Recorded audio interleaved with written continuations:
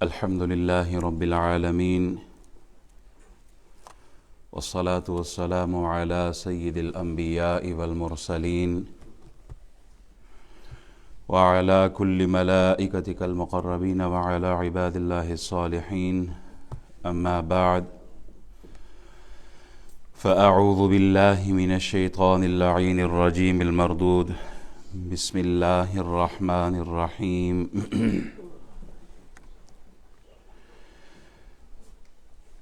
قال الله تبارك وتعالى في الكلام المجيد بعد أعوذ بالله من الشيطان الرجيم: وذكر بالقرآن من يخاف وعيد، أو كما قال الله تبارك وتعالى في مقام آخر: وذكر إنما أنت مذكر، أو كما قال النبي صلى الله عليه وبارك وسلم: لا يؤمن أحدكم حتى أكون أحب إليه من والده وولده والناس أجمعين. صدق الله مولانا العظيم وصدق رسوله النبي الأمين الكريم، ونحن على ذلك لمن الشاهدين والشاکرین والحمد للہ رب العالمین. تمام تر خوبیاں، حمد، ثنا، تسبیح، تحلیل، تقدیس، تمجید، کبریائی، بڑائی، بزرگی اللہ وحدہ لا شریک ذات کے لیے ہے، جو ہم سب کا خالق، مالک، رازق ہے. درود سلام بے حد بے حساب اس ہستی پر جو ہم سب کے آقا و مولا ہیں، امام الانبیاء ہے، رحمت للعالمین ہے، شفیع المذنبین ہے، خاتم النبیین ہے. اللہ کریم کے حضور دعا گو ہوں کہ مالک و مولا ہمارا مسجد میں اول وقت میں آنا، بیٹھنا، سننا، سنانا اپنی پاک بارگاہ میں قبول فرمائے. اول ساتھ میں جو مسجد میں حاضر ہوتے ہیں وہ اللہ کے بھی بڑے قریب ہوتے ہیں، وہ نیکیاں حاصل کرنے میں، ثواب سمیٹنے میں بھی اول نمبر پر ہوتے ہیں. اللہ تعالی ہمیں اس اچھے عمل پر استقامت عطا فرمائے. اندر کا یہ حال بھرا ہوا ہے، تو اتنی تعداد میں اگر لوگ آتے ہیں مسجد میں تو یہی نیت لے کے آتے ہیں کہ اول جائیں گے تو اللہ زیادہ نوازے گا، اور جو لوگ اللہ کی رحمت کو سمیٹنے میں جلدی کرتے ہیں اللہ ان سے بڑا راضی رہتا ہے. اللہ ہمیں اس اچھے عمل پر استقامت عطا فرمائے. احباب، آج جس موضوع پہ میں کچھ کلمات آپ کے گوش گزار کروں گا وہ ہمارے اور آپ کے آقا محمد الرسول اللہ صلی اللہ علیہ وسلم، جان عالم، مصطفیٰ جان رحمت، آپ علیہ الصلاۃ والسلام کا ایک بے مثال، لاجواب، عظیم الشان اور 23 سال کی محنت کا نچوڑ خطبہ حجۃ الوداع کے متعلق ہے.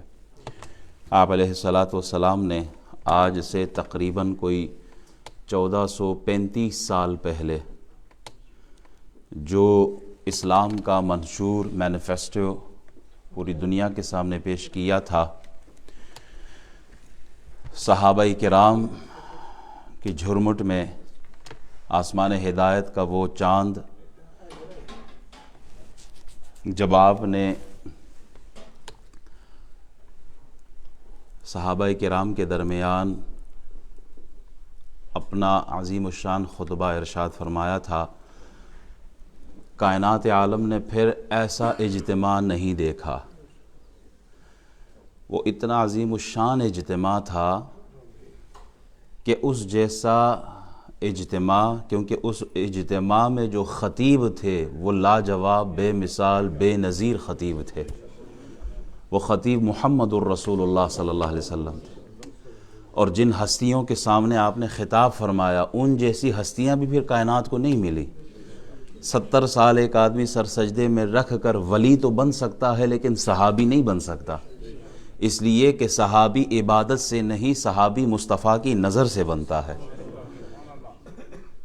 صحابی پیارے آقا کی نظر سے بنتے ہیں. محمد کیا دیتے ہیں، محمد کیا دیتے ہیں؟ میں کہتا ہوں محمد کی نظر بندے کو ولایت کے درجوں سے بھی اوپر لے کے چلا جاتا ہے. جن کی ایک نظر میں یہ کمال ہے کہ غوث قطب ابدال بھی صحابی کے مقام کو نہیں پہنچ سکتے، ان کی نظر جب عام آدمی پر پڑے تو اسے صحابی بنا دیتا ہے، تو ان کے اپنی شان کا عالم کیا ہوگا؟ وہ خود کس درجے پر ہوں گے، وہ خود کتنے اللہ کے مقرب ہیں، کتنے اللہ کو محبوب ہیں۔ آپ نے وہ عظیم الشان خطبہ ارشاد فرمایا جس میں آپ کی 23 سال کی جو محنت ہے، جو تبلیغ ہے، جو آپ کی تعلیمات ہے، ان ساری تعلیمات کو 23 سال کی تبلیغ کو آپ نے ایک خطبے میں نچوڑ خلاصہ سمری امت کو دے دی ہے۔ اور وہ ایسی سمری تھی، وہ ایسی خوبصورت محفل اور ایسا خوبصورت خطاب تھا کہ جب تک امت نے اس خطاب کو کانوں سے سن کر دل میں بسایا تب تک امت عروج پہ تھی، اور جیسے جیسے وقت کی دوری آتی رہی، بعد ہوتا رہا، اور امت کے دل میں اس خطاب کی جگہ مال اور دولت اور دنیا نے لے لی، ایسے ہی وہ مقام عروج سے زوال کا سفر امت نے شروع کیا۔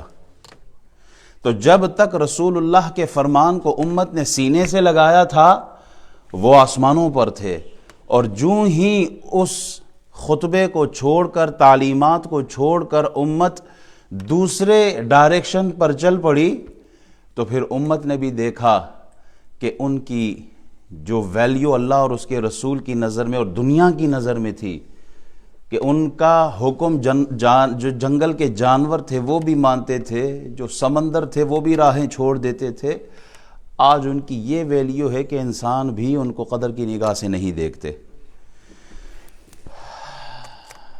اگر آج بھی امت اس خطبے کو دوبارہ اپنی زندگی کا منشور بنائے، دوبارہ اپنی زندگی کو اس خطبے کی روشنی میں صحیح ڈائریکشن میں اپنی زندگی گزارے، تو یقین کیجئے یہ امت پھر عروج کا سفر کرے گی، پھر عزت کی طرف چلے گی۔ وقت کی نزاکت کو دیکھتے ہوئے میں چیدہ پوائنٹ آپ کے سامنے رکھوں گا اس خطبے سے۔ سب سے پہلے جو نقطہ میں رکھنا چاہتا ہوں وہ کیا ہے؟ نبی علیہ الصلوۃ والسلام ارشاد فرماتے ہیں، ایھا الناس ان دماءکم واموالکم واعراضکم حرام علیکم کحرمۃ یومکم ھذا فی بلدکم ھذا فی شہرکم ھذا۔ اے لوگو، جیسے عرفہ کا دن حرمت والا ہے، عزت والا ہے، جیسے شہر مکہ حرمت والا ہے، عزت والا ہے، مقام اور مرتبے والا ہے، جیسے ذوالحجہ کا مہینہ حرمت والا ہے، اسی طرح تمہارے خون، تمہارے مال اور تمہاری عزتیں بھی حرمت والی ہیں۔ وَإِنَّكُمْ سَتَلْقَوْنَ رَبَّكُمْ فَيَسْأَلُكُمْ عَنْ أَعْمَالِكُمْ، اور عن قریب تمہیں اللہ تعالی کے سامنے پیش ہونا ہوگا، اور اللہ تم سے تمہارے اعمال کے بارے میں سوال کرے گا۔ 3 چیزیں بیان ہوئی ہیں یہاں، اور ان 3 چیزوں کی نسبت 3 چیزوں سے کی ہے۔ حضور علیہ السلام فرماتے ہیں جیسے آج عرفہ کا دن ہے، شہر مکہ ہے، اور ذوالحجہ کا مہینہ، 3 چیزیں۔ دیکھیں، زمانے جاہلیت میں عرب کے اندر بدامنی تھی، لوٹ مار تھی، لڑائی جھگڑے تھے، فسادات ہوتے تھے، ایک قبیلہ اٹھ کر دوسرے قبیلے پر معمولی سی بات پر حملہ کرتے، ان کی جان مال عزت آبرو ہاتھوں میں لے لیتے تھے، ان کی نسلیں تباہ ہو جاتی تھی ایک دوسرے سے بدلہ لینے میں، اور ظلم کا ماحول تھا۔ ہر قبیلہ دوسرے قبیلے کے لیے ایک دشمن ہوتا تھا۔ سوداگر، تاجر اگر قافلے لے کے جاتے تو وہ بھی غیر محفوظ ہوتے تھے۔ لیکن ان سب برائیوں کے باوجود، ان کے اندر یہ ساری چیزیں تھیں، لیکن ان سب کے باوجود ایک بات تھی کہ وہ دین ابراہیمی کے کچھ احکام کا بڑا اہتمام کرتے تھے۔ دین ابراہیمی کے حوالے سے وہ کچھ چیزوں کا بہت احترام کرتے تھے۔ کیا؟ وہ حرمت والے 4 مہینے، ذوالقعدہ، ذوالحجہ، محرم اور رجب، یہ 4 حرمت والے مہینے ہیں۔ ان مہینوں میں وہ لڑائی، ظلم، فساد، کسی پر حملہ، یہ کچھ بھی نہیں کرتے تھے۔ وہ کیا کہتے تھے؟ حرمت والے مہینے آ گئے، اب ایک دوسرے پر حملہ نہیں ہے۔ باپ کا قاتل بھی سامنے ہوتا تو کچھ نہیں کہتے تھے۔ شہر مکہ میں ہوتے تھے، حرم میں ہوتے تھے، تو جیسے حرم کا مطلب یہ بہت ساری چیزیں ایسے ہیں جو باہر جائز لیکن حرم میں آ جائے تو ناجائز ہو جاتی ہے، پابندیاں لگ جاتی ہے۔ ہم خود جب عمرے پہ جاتے ہیں، حج پہ جاتے ہیں، بہت ساری ایسی چیزیں ہوتی ہیں کہ دل اور جذبات کہتے ہیں کہ اس کو ہم اس کا جواب دیں، لیکن پھر خاموش ہو جاتے ہیں، کہتے ہیں نہیں حرم کے اندر ہے تو چلو صبر کر لیتے ہیں۔ ایسے ہی ہے۔ اسی طرح دیکھیں باہر شکار جائز ہے لیکن حرم میں آ جاتے ہیں تو شکار منع ہو جاتا ہے۔ تو حرم کی زمین ایسی زمین ہے جہاں پر بہت ساری چیزیں آدمی ہاتھ کھینچ لیتا ہے۔ اسی طرح عرفہ کا جو دن ہے بہت عزت والا، بہت حرمت والا، راتوں میں لیلۃ القدر ہے اور دن میں عرفہ کا دن ہے۔ تو ان سب عزتوں کو جمع کیا، گویا ان تین مواقع پر ان تین چیزوں کی نسبت دی ہے۔ کون کون سی؟ میں پھر ریپیٹ کرتا ہوں۔ عرفہ کا دن ہے، ذوالحجہ کا مہینہ ہے، شہر مکہ ہے، یہ تین چیزیں۔ فرمایا ان تین چیزوں کی نسبت کتنا ہم احترام کے ساتھ انہیں دیکھتے ہیں، اسی طرح مومن کی جان، مال، عزت، آبرو کی بھی عزت اور احترام ہے۔ پوری امت کو رسول اللہ صلی اللہ علیہ وسلم نے نصیحت فرمائی ہے، وصیت دی ہے، پیغام دیا ہے، کیا کہ مسلمان کی جان، مال، عزت، آبرو کی حرمت ایسی ہی ہے جیسے مکۃ المکرمہ کی حرمت ہے، جیسے شہر مکہ کی حرمت ہے، جیسے ذوالحجہ کے مہینے کی عزت ہے، جیسے عرفہ کے دن کی عزت ہے۔ اور اگر یہ تینوں حرمتیں جمع ہو جائے، ایک جاں ہو جائے، ایک جسم کی طرح ہو تو پھر اس کا مقام کیا ہوگا؟ تو آپ علیہ الصلوۃ والسلام نے ارشاد فرمایا کہ مسلمان کے تین حقوق، جان، مال، عزت، آبرو، اس کی بھی ایسی ہی اہمیت ہے، عزت ہے جیسے ان تین مقامات کی ہے۔ اب مسلمان مکے میں نہ بھی ہو، وہ مسلمان مکے میں نہ بھی ہو، مڈلسبرا میں ہو، اسٹاکٹن میں ہو، وہ امریکہ میں ہو، وہ اسلام آباد میں ہو، وہ ڈھاکہ میں ہو، دہلی میں ہو، کابل میں ہو، کہیں پر بھی ہو، اس مسلمان کی عزت، حرمت اسی طرح ہے جیسے شہر مکہ کی عزت ہے۔ وہ مسلمان کہیں پر بھی رہتا ہو، اس کے مال کا اور اس کی عزت اور آبرو اور ناموس کا وہی احترام ہے کہ جیسے شہر مکہ کا احترام ہے۔ نبی علیہ الصلوۃ والسلام کی صحابی حضرت عبداللہ بن عمر بن عاص رضی اللہ تعالیٰ عنہ فرماتے ہیں، ابن ماجہ شریف کی حدیث ہے کہ میں نے دیکھا نبی اکرم نور مجسم شفیع معظم جان عالم صلی اللہ علیہ وبارک وسلم کعبۃ اللہ شریف کا طواف کر رہے ہیں۔ حضور مطاف میں ہیں اور طواف کر رہے ہیں، اور کعبۃ اللہ شریف کا طواف کرتے ہوئے کعبۃ اللہ کو مخاطب ہوئے۔ آپ علیہ السلام خطاب فرمائے کعبے کو، کیا ارشاد فرماتے ہیں؟ ما اطیبکی و اطیب ریحکی، اے کعبہ تو کیسا پاکیزہ ہے اور کیسی پاکیزہ ہے تیری خوشبو۔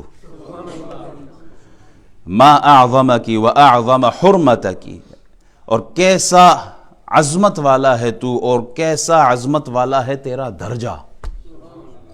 پھر فرماتے ہیں والذی نفس محمد بیدہ کا حرمت المؤمن اعظم عند اللہ حرمتا منکی مالہ و دمہ و ان نظن بہ الا خیرا، لیکن قسم ہے اس ذات کی جس کے قبضہ قدرت میں محمد کی جان ہے، اے کعبہ باوجود یہ کہ تیری عظمت، تیری شان، تیرا وقار، تیرا مقام بہت اوپر ہے، مگر اس ہستی کی عزت کی قسم جس کے قبضہ قدرت میں محمد کی جان ہے، ایک مومن کی عظمت، قدر، قیمت، ویلیو اور بڑائی اللہ کی نگاہوں میں تجھ سے زیادہ ہے۔ ایک مومن کی عزت، ایک مومن کی عزت جس نے کلمہ پڑھا ہے لا الہ الا اللہ محمد الرسول اللہ، اس آدمی کی عزت باوجود یہ کہ کعبہ تیری بڑی شان ہے، لیکن اس کی قدر، اس کی ویلیو، اس کی اہمیت، اس کا مقام کعبہ تجھ سے زیادہ اللہ کی نگاہ میں ہے۔ اس کی جان کی بھی اور اس کی مال کی بھی اور اس کی عزت اور آبرو کی بھی عزت زیادہ ہے۔ اللہ اکبر، اللہ اکبر۔ آپ غور کریں، جس مومن کی شان، جس کا مقام کعبے سے بھی زیادہ، جس کے خون اور مال کی اہمیت، عظمت، شان شہر مکہ سے بھی زیادہ، آج اس مومن، آج اس کلمہ گوہ کے خون کی قیمت کیا ہے؟ اس کے خون کی ویلیو ڈیزل اور پیٹرول بلکہ پانی سے بھی سستا ہو گیا ہے۔ اگر آپ کو یقین نہیں آتا تو ذرا فلسطین کی طرف نظر کر کے دیکھیں، انسان کی کیا اہمیت ہے، انسانیت کیا ہے، وہ جو ہمیں انسانیت کا درس پڑھاتے ہیں وہ خود بھول گئے ہیں۔ آج مسلمان کی خون کی اہمیت کیا ہے اسے خون ہی نہیں سمجھا جاتا، چاہے وہ کشمیر میں بہتا ہو، چاہے وہ برما میں گرتا ہو، چاہے وہ عراق میں گرا، افغانستان میں گرا، کہیں پر بھی گرا، ہم کہتے ہیں مسلمان کلمہ گو کو ایک طرف کر لو، انسان ہی سمجھ لو ان کو۔ تم تو ویسے بھی جانوروں کے حقوق کے علمبردار ہو کہ جانور کی اگر حق تلفی ہو تو میڈیا 24 گھنٹے دکھاتا ہے کہ ایک بلے کے ساتھ، ایک کتے کے ساتھ کیا ظلم ہوا ہے۔ کیا فلسطین کے بچے انسان نہیں ہیں؟ کیا کشمیر کے بچے انسان کے بچے نہیں ہیں؟ کیا ان کا خون لال نہیں ہے؟ کیا ان کا احترام اللہ کے نبی نے تو کہہ دیا ہے، مسلمان کے خون، عزت، مال اور آبرو، جان مال کی عزت تو کعبے سے بھی اوپر ہے۔ تو فلسطین کے بچوں کا کون پوچھے گا؟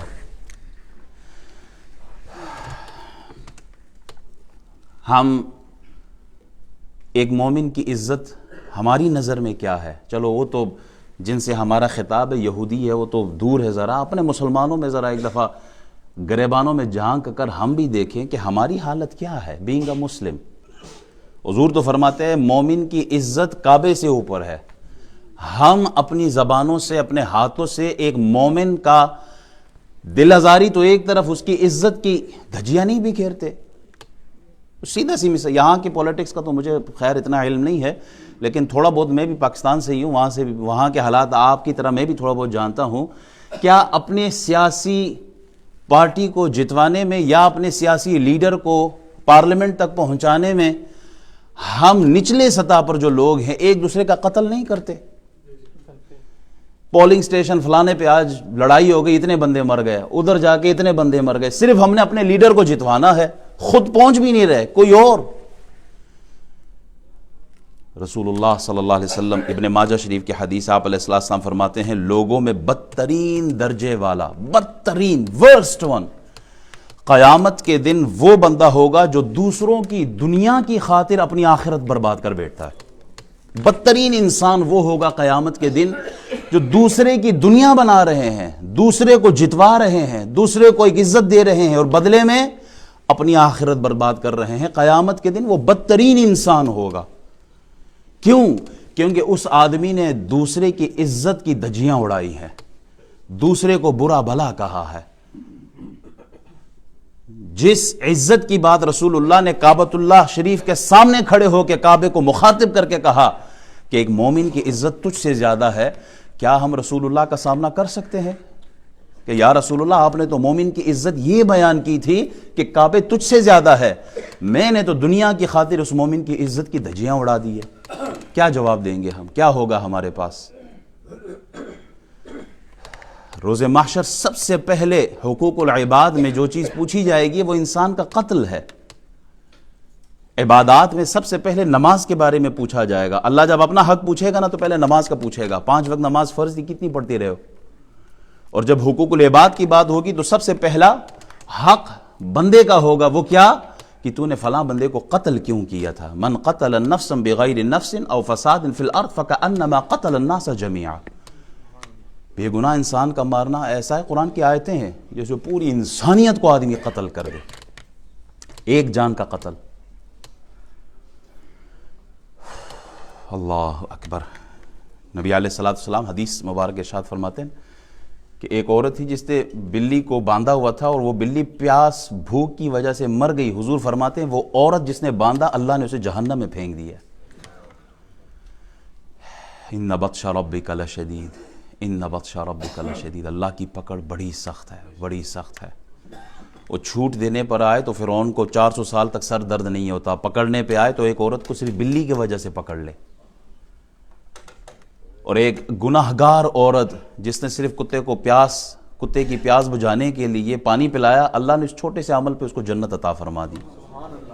المسلم من سلم المسلمون من لسانہ ویدہ، حدیثیں بار بار ہم سنتے ہیں۔ مسلمان کی ڈیفینیشن رسول اللہ فرماتے ہیں what is the definition of a Muslim? Who doesn't hurt somebody with his word, with his tongue and with his hands۔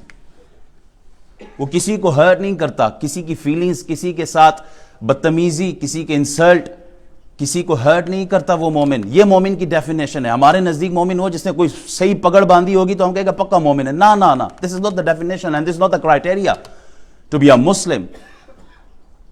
If you want to be a good and perfect, faithful Muslim, then you have to be very careful with your tongue, with your words. آپ الفاظ کا چناؤ ایسے کریں کہ اگلے کو hurt نہ ہو, کیونکہ اگر وہ ہرٹ ہوا تو اس ڈیفینیشن کے تحت آپ خطرے میں ہیں.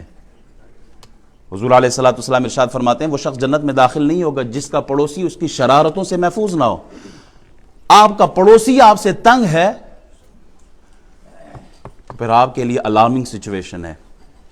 رسول اللہ صلی اللہ علیہ وسلم ارشاد فرماتے ہیں من اکل طیبا وعمل فی سنہ وامن الناس بوائقہ دخل الجنہ.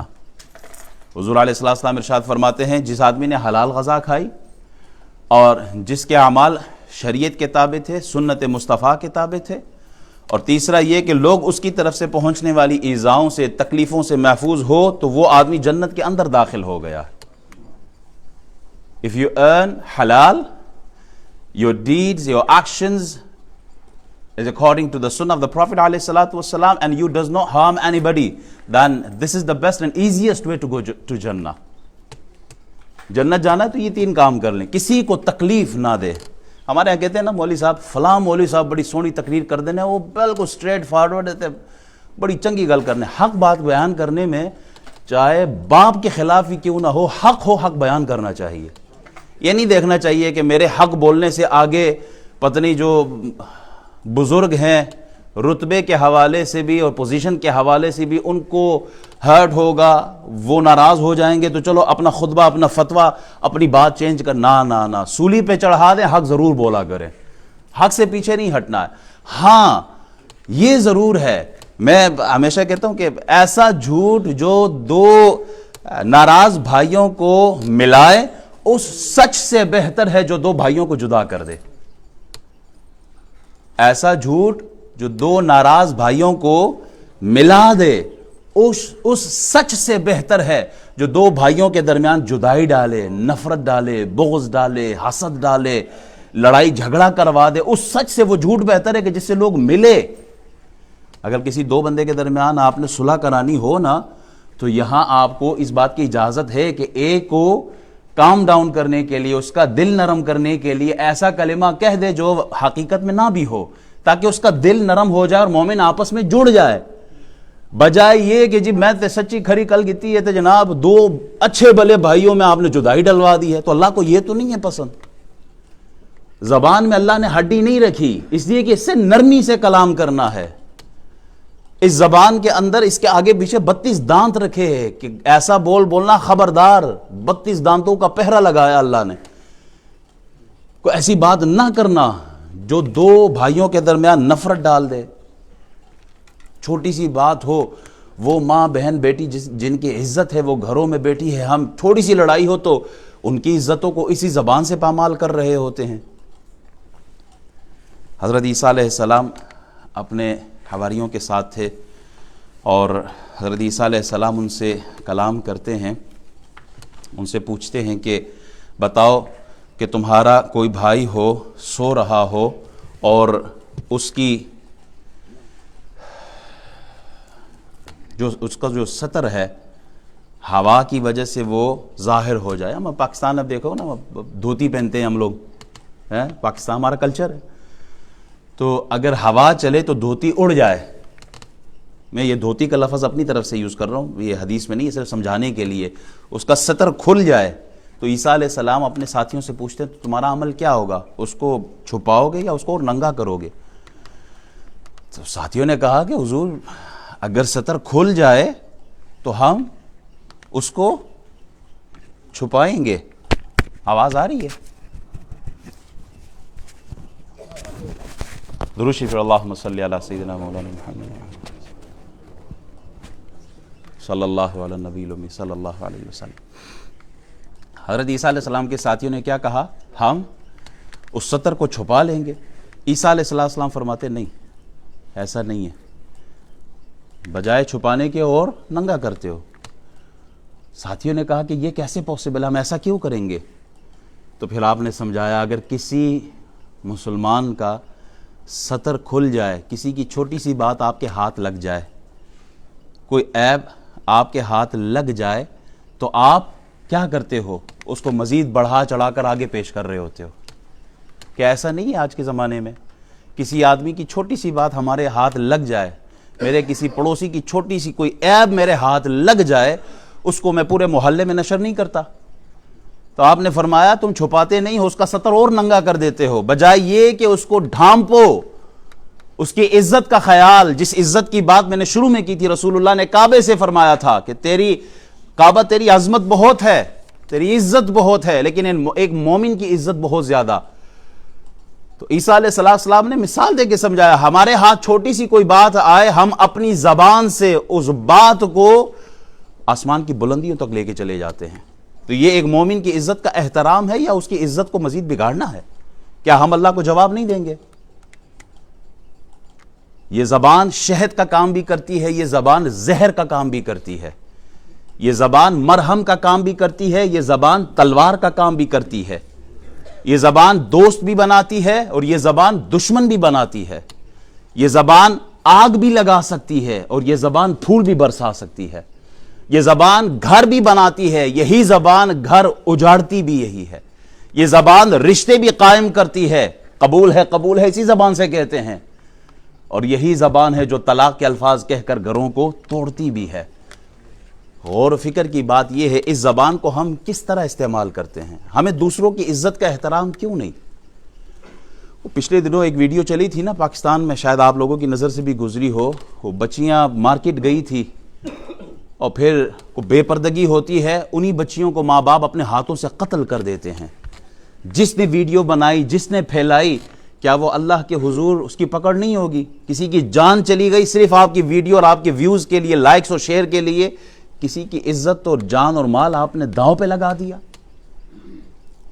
حضور علیہ السلام ارشاد فرماتے ہیں، من ستر مسلم سترہ اللہ یوم القیامہ، جو کسی مومن کی عزت کو، جو کسی مومن کے عیب کو چھپائے، اللہ قیامت کے دن اس کے عیبوں پہ پردہ ڈالے گا۔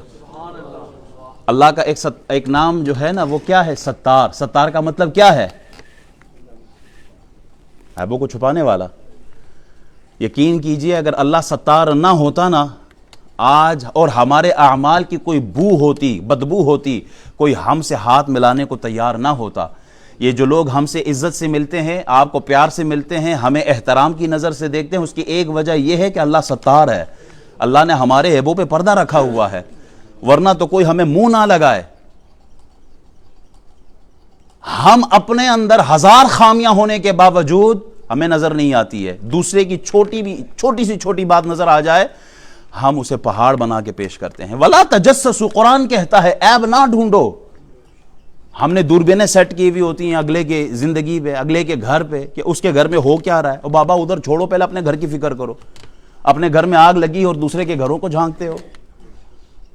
اپنی عزت، اپنا احترام، اپنا معیار خود بتائیں کہ آپ خود دین کے کس درجے پر ہیں۔ آپ دوسرے کو وزن کر رہے ہیں، تول رہے ہیں کہ دوسرا کتنا پانی میں ہے، اس کو چھوڑیں، پہلے اپنی فکر کریں۔ وَلَا تَجَسَّسُوا، دوسروں کا عیب نہ ڈھونڈو۔ دوسروں کو بھی عزت احترام کی نگاہ سے دیکھیں۔ میں نے پہلے بھی حدیث پیش کی تھی نا، حضور کے سامنے دو عورتوں کا ذکر ہوا کہ ایک بڑی نمازیں پڑھتی ہیں، روزے رکھتی ہے، بہت ایکسٹرا نوافل، لیکن یہ ہے کہ اس کا پڑوسی راضی نہیں۔ حضور فرماتے ہیں وہ عورت جہنم میں جائے گی جس کا پڑوسی اس سے راضی نہیں، اس کی شرارت سے۔ اور دوسری طرف اس عورت کا ذکر کیا کہ جو صرف فرض پورے کرتی ہے، نوافل کی کثرت نہیں ہے، پڑوسی راضی ہے، حضور فرماتے ہیں یہ عورت جنت میں جائے گی۔ آپ سے اگر لوگ راضی نہیں نا آپ کی زبان کی وجہ سے، تو آپ کو اپنی فکر کرنی چاہیے۔ دوسروں کا احترام، دوسروں کا خیال، یہ ضروری ہے۔ ہم مومن ہیں، مسلمان ہیں، ہماری عزت بھی ایک ہے۔ آج کوئی ویڈیو بنے UK میں، ایک مثال دے رہا ہوں، اور کوئی اچھی ویڈیو نہ ہو، کوئی پولیس انوالو ہو اور ایک مومن کو پکڑا ہوا ہو، چاہے وہ کسی بھی ملک کا ہو، کیا ہم سب یہاں سے درد محسوس نہیں کرتے کہ کاش یہ ہمارا ایک مسلمان ہے، گوروں کے درمیان، یہودیوں کے درمیان، ہندوؤں کے درمیان ہماری ایک انسلٹ ہو رہی ہے؟ اگرچہ وہ میری انسلٹ نہیں ہے، اگرچہ وہ آپ کی انسلٹ نہیں ہے، لیکن من حیث القوم لا الہ الا اللہ محمد الرسول اللہ اس بندے نے بھی پڑھا ہے۔ وہ بندے جس نے کلمہ پڑھا لا الہ الا اللہ محمد الرسول اللہ، اس کلمے کی وجہ سے اب وہ ہمارا اپنا ہے، ہمارا بھائی ہے، اس کی انسلٹ حقیقت میں وہ ہماری انسلٹ ہے، اس کی خوشی ہماری خوشی، اس کا غم ہمارا غم، اس کا درد ہمارا درد، اور یہی درد، یہی کلمہ ہمیں ایک بنا کے رکھتا ہے۔ تو ایک مومن کی عزت جس کا ذکر اللہ اور اس کے رسول نے کیا ہے، ہمیں اس کا خیال رکھنا ہے۔ یہی درد ہے جو آج ہمیں اٹھتا ہے جب ہم فلسطین کے بارے میں سنتے ہیں۔ جب فلسطین میں ظلم ہے، کوئی شک نہیں ہے، سب کو پتہ ہے، ہر ایک میڈیا کے تھرو جانتا ہے۔ میں حجۃ الوداع کا جو خطبہ ہے اس کا صرف ایک جملہ میں نے ابھی پڑھا، پورا خطبہ باقی ہے۔ میں نے صرف مسلمان کی عزت، مال، اس کے خون کے احترام کی بات میں نے ابھی تک کی ہے، میں نے دوسرا جملہ شروع ہی نہیں کیا، ابھی پورا خطبہ باقی ہے، وقت ختم ہو گیا ہے۔ میں صرف ابھی یہ 4 جولائی آ رہی ہے، UK میں کوئی الیکشنز ہو رہے ہیں، کچھ ساتھیوں نے مجھ سے پوچھا کہ امام صاحب ہمیں کیا کرنا چاہیے۔ میں کہتا ہوں ساری زندگی ہم نے مختلف سیاسی پارٹیوں کو مختلف وجوہات کی بنا پر ووٹ دیے ہیں، دیتے آ رہے ہیں، آپ سب کو فریڈم ہے، کسی کو بھی دے سکتے ہیں، لیکن اس بار آپ باقی ساری باتیں ایک طرف کریں، آپ اپنی نظر میں فلسطین کو سامنے رکھیں کہ ہم اس کا ساتھ دیں گے جو فلسطینی بھائیوں کے لیے آواز اٹھائے گا۔ ہم نے اس کا ووٹ، اس کو سپورٹ کرنا ہے جو فلسطین کی بات سب سے پہلے رکھے گا کہ بھائی ہمارا مینیفیسٹو یہی ہے کہ ہم فلسطین کی، مسلمانوں کی، فلسطینی ماؤں بہنوں بچیوں کی آواز بنیں۔ وہ فلسطینی ماں جو فلسطین کے در و دیوار پہ لکھتی ہے آج بھی، کیا کوئی صلاح الدین ایوبی نہیں ہے جو ہماری خبر لے؟ کیا کوئی عمر بن خطاب نہیں ہے آج کے دور میں کہ آ کر فلسطینی بیٹیوں کی عزت کی بات کرے؟ تو ہم کہتے ہیں اگرچہ صلاح الدین ایوبی نہیں ہے، عمر بن خطاب نہیں ہے، لیکن ان کے ماننے والے زندہ ہے۔ ایک پرچی کیا لاکھوں پرچیاں آپ کی عزتوں پہ قربان ہو۔ ہماری نظر میں چونکہ یہ جو سٹیج ہے یہ بالکل نیوٹرل سٹیج ہے، ہمارا کسی سیاست سے کوئی تعلق نہیں ہے، نہ کبھی رہا ہے، لیکن ایک مسلمان ہونے کے ناطے، ایک امام ہونے کے ناطے میں اپنا حق یہ سمجھتا ہوں، یہ جو مجھ پر ضروری ہے وہ یہ ہے کہ ہم ان کی آواز بنیں جو اس وقت رو رہے ہیں۔ ہم ان مسلمان ماؤں بہنوں بچیوں بزرگوں جوانوں کی آواز بنیں جن پر کتے چھوڑے جا رہے ہیں، جن پر بم پھینکے جا رہے ہیں، جن کی عزتوں کو پامال کیا جا رہا ہے۔ کیا آج ہم ان کے لیے ایک چھوٹی سی پرچی نہیں دے سکتے؟ میں سب سے یہی کہوں گا، اس ایک ایک عمل پر ہمارا مواخذہ ہوگا اللہ کے سامنے۔ یہ میں نے شروع کے ایک حدیث کا ٹکڑا جو پڑھا نا کہ اللہ کے سامنے ہمیں پیش کیا جائے گا، میں بھی اللہ کے سامنے پیش ہوں گا، آپ بھی اللہ کے سامنے پیش ہوں گے۔ من رآ منکم منکرا فلیغیرہ بیدہ فإن لم یستطع فبلسانہ فإن لم یستطع فبقلبہ وذلک اضعف الایمان۔ حضور سید عالم صلی اللہ علیہ وسلم ارشاد فرماتے ہیں اگر کوئی غلط کام ہوتے دیکھو نا تو اپنے ہاتھوں سے روکو۔ میں اس کی تعویل یہ کرتا ہوں کہ ہاتھ سے روکنے کا مطلب کیا آج کے دور میں وہ یہ ہے، آپ کے پاس اگر ووٹ کی طاقت ہے نا، آپ ہاتھ سے ڈالیں اور ایسے لوگوں کو منتخب کریں جو آگے جا کے فلسطین کے حق میں آواز اٹھائے، جو آگے جا کر فلسطینی ماؤں بہنوں بچیوں کی آواز بنے، ان لوگوں کو آگے پہنچائیں کہ جو آپ کے بھائیوں کی بات کرے۔ اگر وہ بھی نہیں ہے تو زبان سے بات کرے، ہم یہاں کھڑے ہو کے ان کی آواز بن رہے ہیں۔ اگر وہ بھی نہیں تو دل میں ان کو برا سمجھے کہ جو ان پہ ظلم ہو رہا ہے وہ غلط ہو رہا ہے، نہیں ہونا چاہیے، اور یہ ایمان کا لوئسٹ لیول ہے۔ ہر وہ آدمی جس کے پاس ووٹ کا حق ہے، میں سمجھتا ہوں آپ اس ووٹ کو اس انداز میں اللہ کے حضور خود کو پیش کرتے، یا اللہ مجھ سے جتنا ہو سکتا ہے میں وہ کر رہا ہوں، وہ یہ ہے کہ ووٹ کی صورت میں اگر فلسطینیوں کی مدد ہوتی ہے تو میں نوٹ دینے کے لیے بھی تیار ہوں، میں ووٹ دینے کے لیے بھی تیار ہوں۔ اللہ تعالی ہمیں اپنے ماؤں بہنوں بچیوں کی عزتوں کے لیے آواز اٹھانے کی بھی توفیق عطا فرمائے، نہ صرف آواز اٹھانے کی توفیق عطا فرمائے بلکہ عملی میدان میں قدم رکھنے کی بھی توفیق عطا فرمائے۔ وآخر دعوانا الحمدللہ رب العالمین۔